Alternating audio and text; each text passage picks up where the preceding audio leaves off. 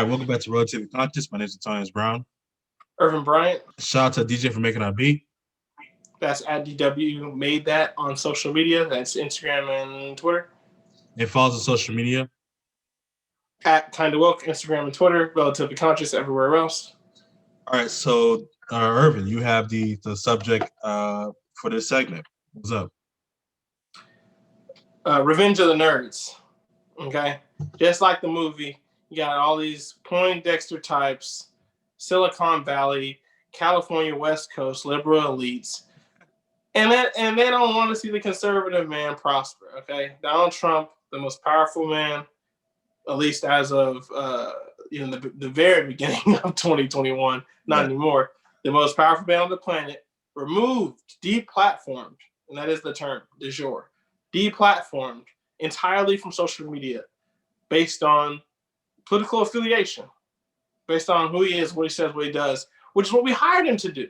Okay, all he did was do his job. And now he's off of all this social media, and it's a big to-do. And so my question to you is, explain it to me. Why? How is this possible? Okay, so two things. The president, Tony. Yeah, okay, so one is that what happened on January 6th, we came very, well, it's really weird because we didn't come that close to having a coup. But then we kind of did have in that close to having a coup. I mean, they were inside the Capitol while all of our Congress was there and the vice president. So if a bomb had gone off, it would have, what's called designated survivor type of, reset the world order. But also, I mean, they were not, I mean, even if they had done that, they were still going to certify Biden's election results, basically, right? So if they had killed the entire Congress and we just went along and reelected new people, they would have still certified the results of the election, And so it was a coup without an actual, ending possible. But 6 people died, a police officer died, Congress people were shook, and so therefore Twitter, at the behest of many left-wing people, some right-wing, but mainly left-wing people, or Democrats, basically saying that Donald Trump being on Twitter, his ability to reach millions of people was one of the main causes of there being, 1,000 people at the Capitol trying to storm it. And therefore removing his ability to have a microphone and other people's ability to have a microphone made the country safer. And the other side of it is that Jack Dorsey and Mark Zuckerberg own Twitter and Facebook and can do whatever they want to do with it. And when Jack Dorsey decided he was tired of the BS, he just kicked him off his platform. It's my business. I can kick out the platform I want to. Okay. You say it's my business. I can kick out the platform if I want to. Okay. But can AT&T, and this is his story. We know the answer. But can AT&T, can Ma Bell back in the day, right? Yeah. Can Ma Bell kick you off the phone for organizing an insurrection, right? I mean, the question at the time was not about the Panthers, but let's just role reversal for the sake of Black people, right? I know you Panther Negroes are calling each other, organizing this protest, organizing that. Why not just cut your phone off? I know where you live. Just cut it off. Yeah, so that is a question. That wouldn't have been acceptable. I would imagine. Yeah, it wouldn't have been acceptable. Though it would have been acceptable to let the government listen in to your phone calls, as many of them were at the phone lines tapped. But it wouldn't have been acceptable for AT&T, a utility company, though, to cut them off of the utility, basically. Because whoever is Reliant just couldn't cut off the lights at the local Panther Party, at the Black Panther Party in Houston. They couldn't just cut off their lights, basically. They are a utility and they had to be on the grid. It's just like a not a human right, but it's something that's a government. It's a public utility that's run by a private company. The question is Twitter the same thing? Is Facebook the same thing? Okay. And this is an argument often made by liberals. Hold up, checkmate. Yeah. So liberals often say, hey, Wi-Fi as a utility because the world has changed, and Wi-Fi is basically the new, telephone, which makes a lot of sense, or Telegram. The medium changes. Before it was Pony Express, right? But we getting faster communication, Right. job applications online. So if I want to feed myself, communications with people in my home country online. So how does it make sense that if AT&T can't cut you off, and internet is a utility, I need this communication to operate in the new, America, 21st century, especially 2021. You basically cutting me off from my water. You cutting off my life. You're killing me, and because of a political stance.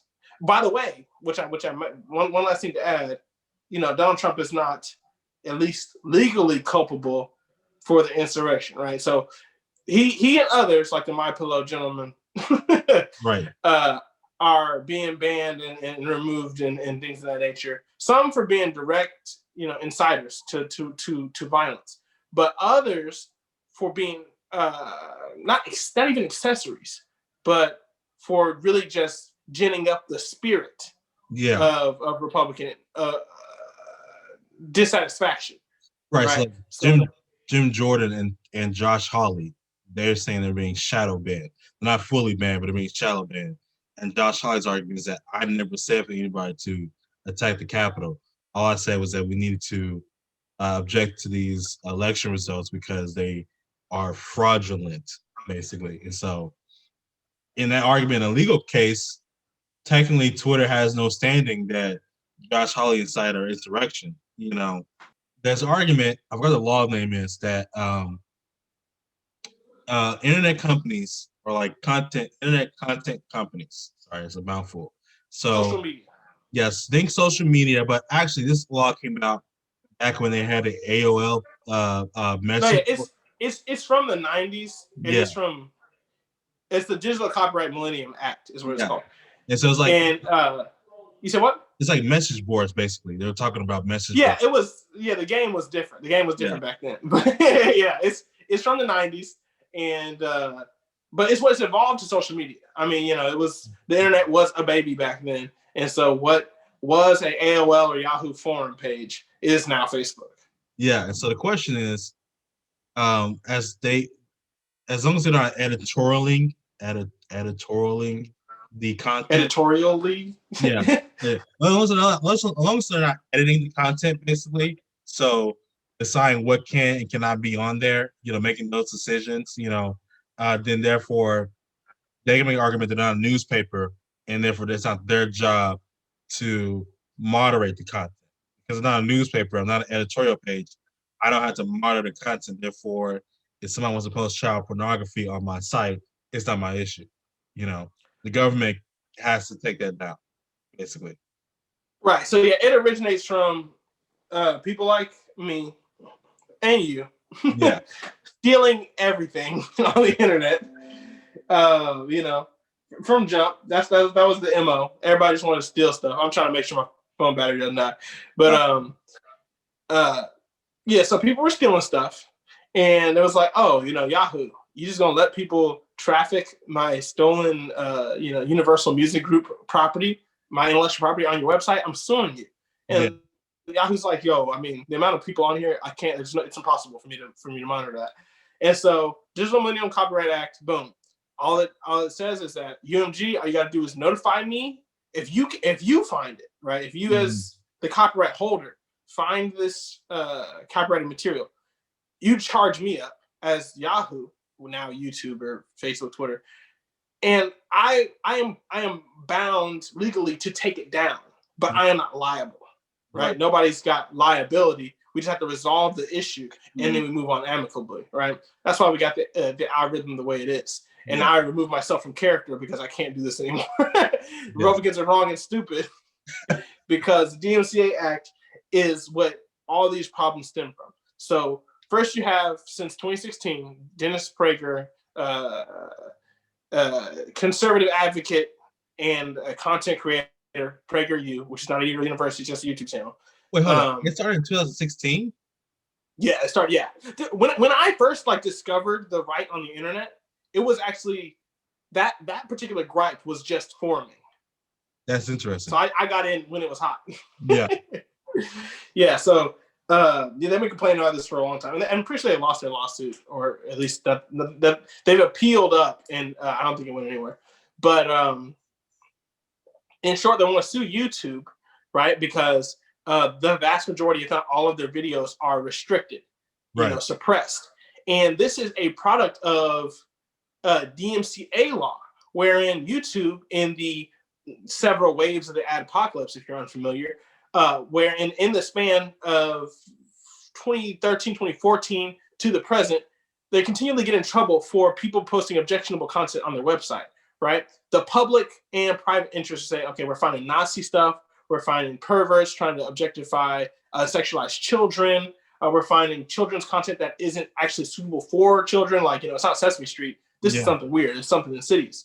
And so YouTube, time and time again, in order to maintain their neutrality as a forum and not as a editor, I have to, one, satisfy the complaints, and because I don't want Nazis on my website, right? My advertisers don't want their ads showing up next to Nazis. But I also can't be an editor, right? I can't decide who gets to post. So I have to change my terms of service. As a platform, it's a flat bar that you have to meet in order to get money on the site, which means ads are running next to your stuff, and in order to continue to operate on the site, which means you're not just like breaking the rules all the time. Right. And so basically all political speech on the website of YouTube is not monetized by YouTube. Now, like Vox and Fox News and any other major news publication that really does numbers on YouTube has their own corporate sponsors that they put in their own videos. Right. And they even had worked with YouTube to put them in the algorithm where Vox has an ad with like GMC running in front of their video, but YouTube doesn't reap the money from that. It's just a private deal. But conservatives, in being duplicitous and intentionally obtuse, are saying, okay, this isn't happening across the board. It's not independent people, big old news, new media. It's just us. It's just conservatives who are being restricted, silenced, demonetized, etc., to where we can't make content. And that's simply untrue. And so go ahead. So I have a question, because on Twitter, I feel like they have a little bit of an argument, because the left-wing part of the party, that is more ridiculous sometimes. The eat the rich side of the party hardly ever gets kicked off of Twitter. And so it simply isn't true. It's not true. So now there is issue there. That's the grayer area, because continually, first off, it's rare for you to get kicked off Twitter. Like that's not really a common thing, right? So the president gets kicked off of Twitter because there is the storming of the Capitol, right? Up until that point, that was like the cornerstone of his administration. Despite the negative news covfefe, like it didn't matter. Yeah. And then in the last year or so, they would put a information tag underneath his tweets, which was claimed to be censorship, but just plainly is not. And a lot of political speech would be tagged with that because, again, they're not an editor, and they just changed their terms of service, so they had a flat bar for everybody to have to meet in order to post a certain type of content. Right. But getting removed is a product of essentially breaking the law. Like I can't have you here anymore, at least on Twitter. Right? Twitter allows pornography. Yeah. They allow all kind of foul language, bullying in large part. Like you have to remove. Like if you were to bully me, I'd have to remove you from my page. I have to block you. Twitter's typically not going to do that by themselves. Yeah. So Twitter allows a lot of speech, but once you break the law, so if people like sex workers who are trying to do like OnlyFans, if they cross the line into doing something that looks like prostitution, you're gone. Right. If you are, of course, trafficking like in any illegal media, like for real violence, you're gone. Like if somebody gets shot on your page and you just post a video, unless it's police video, that's a different story. But if you just got like gang violence on your Twitter, you're gone. And then, of course, if you use your Twitter to organize a crime, like the storming of the Capitol, dubious legal culpability, but in the eyes of Twitter, now you've crossed that line.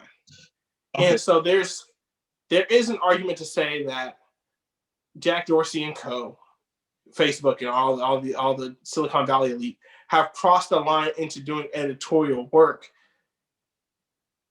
And I believe the solution is like conservatives want a radical changing of the way that the law deals with these people. But honestly, the likely solution is another changing of the terms of service, because this is a new, like, we just got Facebook. Facebook started in 2005. Yeah. Like, it's 16 years old. YouTube, 2005. So, like, they're still teenagers. They shouldn't even be able to drive yet. Yeah. And we're over here charging them up with like, oh, you're suppressing. You got the whole world in your hands. And they surely do have the world in their hands, but they're 16. And yeah, so I mean, I don't know. I just don't think it's the issue that conservatives make it out to be. Well, one question is because like AOC and the squad, as we just put them together, they don't get shadow banned. So AOC is on trending. Presley can be on trending. Omar can be on trending. Jim Jordan, Ted Cruz, Josh Hawley, they do get shadow banned, and so the question is, well, the algorithm, Jack Dorsey's algorithm, basically, it's shadow banning conservatives, but it's letting the left, have their content. And the last thing I would say is that they like to, and I find this claim to be dubious, but let me go ahead and give the argument they make, is that the left incited riots in many cities, or didn't fully stand against the violence. They more explained it, basically. So when a police precinct burned down, or when Target got raided, many people weren't upset about it, or they didn't say anything about it that was upsetting, or they shared a video with like a, there you go, good job type of deal, right? And so one argument, I think Holly made this argument, or was it Cruz, or one of those, that blob of people, some white man who's in Congress made an argument basically saying, if I had shared a video of the insurrection and said, we got to send these people are angry, I would have got shadow banned. But if AOC shares a picture of the Minnesota Police Department getting burned down, and she says, we got to send these people are angry because of 400 years of, oppression, what's the difference? We both should get shadow banned. So Josh Hawley and Ted Cruz say the shadow ban. I gotta say, I don't believe them. Government officials rarely get suppressed because they're government officials, and they have official pages that they use. Right. Right. And so, like, if you just look up Ted Cruz right now, you'll find him. I follow Ted Cruz. Right. Like, he, despite my best efforts, does represent me right. in Congress. So, that doesn't happen often. And if it does, it's because there is an argument there. There's a little bit. And I believe the adjustment just simply needs to be made to make it more fair. I don't think there's like, to change fundamentally the DMCA laws. But, okay, maybe there should be consequence for organizing or contributing to the rioting, any of the Antifa type stuff, or people running around in Joker masks and whatnot. It's criminal. Right. You did a crime, and you shouldn't be allowed to do that. At the same time, though, if and when Ted Cruz, Josh Hawley, what is that man's name? Yeah, I'm really like losing it. Anyway. Yeah. It's because I was like post some Nazi or Confederate stuff, right? Yeah. Which the president has too, right? So great power. And what one has to understand is that these are commercial entities, and so and here's the wild part. Here's the hard truth that kind of really, makes it plain. We don't care. Like, if I see the riot, if I see a fire on the police precinct, Twitter, the user base is okay with that. Yes. They don't care. And even when they do care and they're mad about it, it's just positive traffic. Like, people are just using the platform more, right? Yeah. Wherein if someone's organizing like Charlottesville in 2016, right? Unite the Right, goes wrong, somebody dies, tiki torches, and they're trying to defend Robert E. Lee. All that just looks bad. Most people are just irate about it, and advertisers are irate about it. Now Twitter has to yield, and like this is what they are. This is what they do. I mean, private companies have never not been operated, or rather, have never not operated on the impetus of the almighty dollar. So there's no reason for me to do anything to BLM people and to AOC, because sure, you're mad, like you, the activist, is mad, but a conservative company like Hobby Lobby is not going to take any action that's going to hurt my pockets. Yeah. So I'm good. Yeah, and also there's not enough conservative companies out there to really do enough to hurt my pockets, right? Chick-fil-A don't care. Yeah. And the other thing is that, and I think this kind of gets more to the issue here, is that they're making an argument about censorship that's about the culture war, basically. They've lost the culture war, and therefore they don't have the standing on these platforms. And because they don't have the standing on these platforms, it's more easy for Twitter to shadow ban them, because what you're doing is, not only is it an issue, but like I have people upset about it, right? So like Facebook had a real issue after the 2016 election. There were, people really stopped using, like I myself, my Facebook activity went completely into the toilet. So like only when a major life event happened did I get on Facebook to post it. If I was at the DMV and I had like hours on end and I've been through all of Twitter and Instagram, I guess I'll open up Facebook. But a lot of people who are my age or our age, after 2016, a lot of us just kind of left the platform. It was only to post pictures for family, and that was it.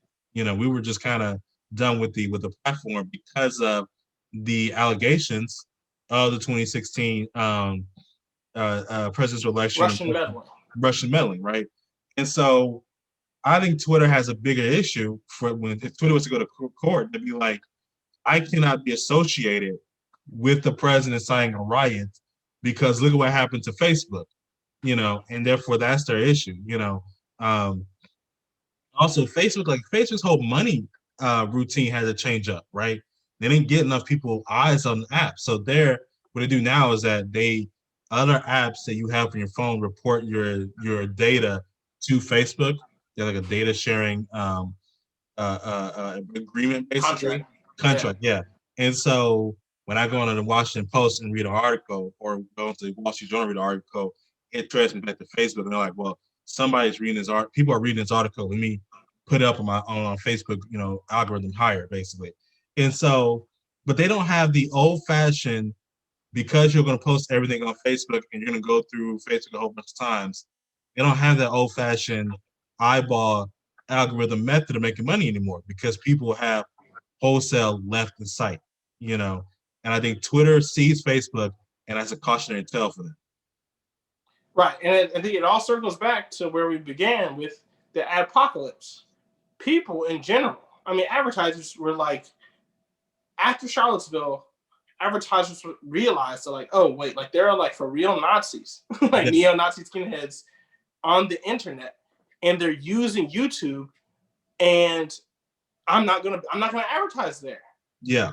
And like, yeah, nobody, and conservatives, at least at this time, I don't know if they feel this way anymore. We're like, yeah, no, we don't like Nazis. Kick the Nazis off. I'm not gonna use fake YouTube because they got Nazis on there.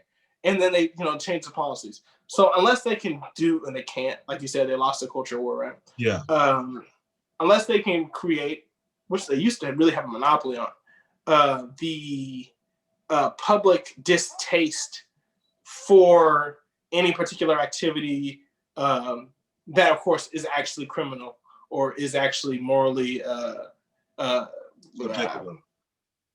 exactly. Thank you. Yeah. Unless they can create that public unrest, public will. There you go. To move and boycott and put pressure on it, on the pockets to affect the ledger. It's not going to happen. So are conservatives being censored? One could say yes, if with a very generous Yeah. definition of censorship. Yes, but they're being censored by you, the audience. Yeah. Jack Dorsey doesn't actually care. Yeah. Right. It took a literal storm. Like it took. We knew the president said something was going down on the 6th, and we knew all of the people following him were planning this onto. Like it was not a secret. You know, they were not slick, unlike Al Qaeda and unlike Russians and Koreans who are doing all this cyber espionage. No. They did it in public. You could see. Jack Dorsey knew, but when we got mad, he had to change it. So if the public decides that conservatives can't use social media anymore, they can't. Yeah. Well, last thing is like Parler got taken off of Amazon's hosting apparatus, basically. So Amazon hosted their app basically on the servers, which is a lucrative business, by the way. Yes. And anyway, the fact that because they had Nazis and they had inciting of the riot at the Capitol, Amazon just wholesale was like, I can no longer host this site.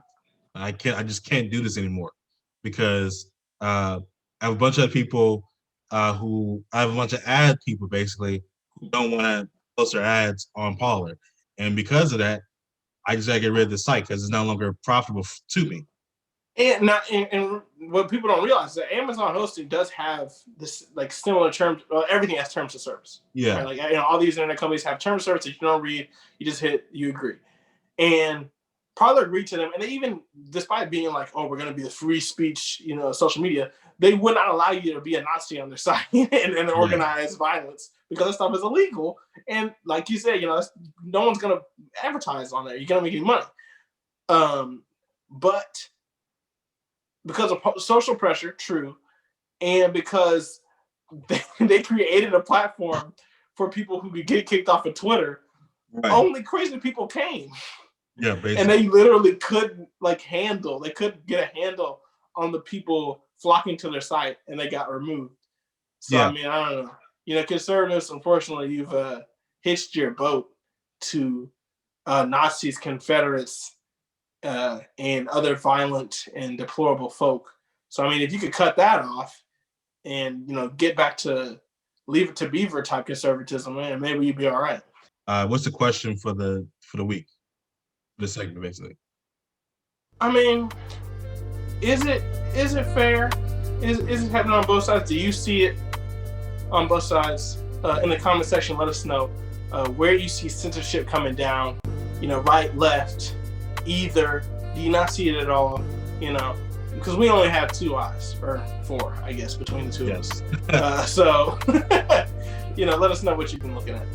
Gotcha.